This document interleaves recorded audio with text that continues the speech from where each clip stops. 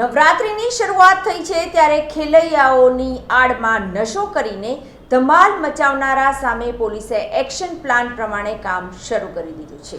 નવરાત્રિની શરૂઆત થઈ છે ત્યારે ખેલૈયાઓની આડમાં દારૂના કે અન્ય કોઈ કેફી પદાર્થના નશામાં આવારા તત્વો દ્વારા તૈયાર થઈને નીકળેલી મહિલાઓ કે યુવતીઓની છેડતી ન થાય તેની પર ખાસ ધ્યાન રાખવામાં આવી રહ્યું છે।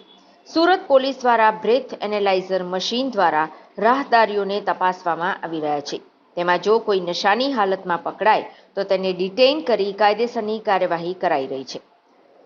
નશાની હાલતમાં કોઈ પણ વ્યક્તિ ખુલ્લામાં ફરતો ન દેખાય તેની પર પોલીસ ખાસ કામ કરી રહી છે। પોલીસ બ્રેથ એનાલાઇઝર મશીન દ્વારા રસ્તા પરથી પસાર થતા વાહન ચાલકોને ચેકિંગ કરી તેમાં જો કોઈ દારૂના કે અન્ય કેફી પદાર્થના નશામાં પકડાય તો તેમને તાત્કાલિક ડિટેઇન કરવાની કાર્યવાહી કરી રહી છે। માત્ર રસ્તાઓ જ નહીં પરંતુ શહેરના મોટા નવરાત્રી આયોજનોમાં પણ દારૂ કે અન્ય કેફી પદાર્થના નશામાં કોઈ પણ વ્યક્તિ પ્રવેશ ન કરે તેની પર પણ પોલીસ વિશેષ ધ્યાન આપી રહી છે।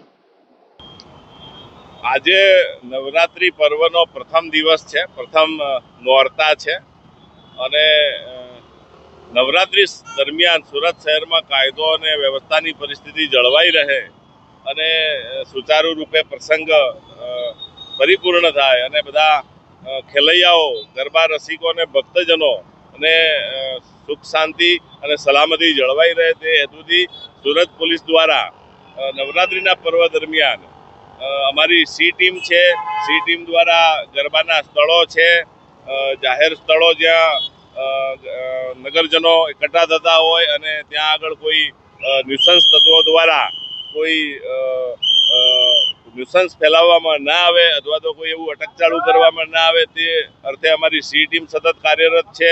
તેમજ જે અમારા પોલીસ સ્ટેશન વિસ્તારના જે મુખ્ય 4 રસ્તાઓ છે એ 4 રસ્તાઓ પર પોલીસ દ્વારા નાકા પોઈન્ટ રાખીને સઘન વાહન ચેકિંગ કરવામાં આવી રહેલ છે।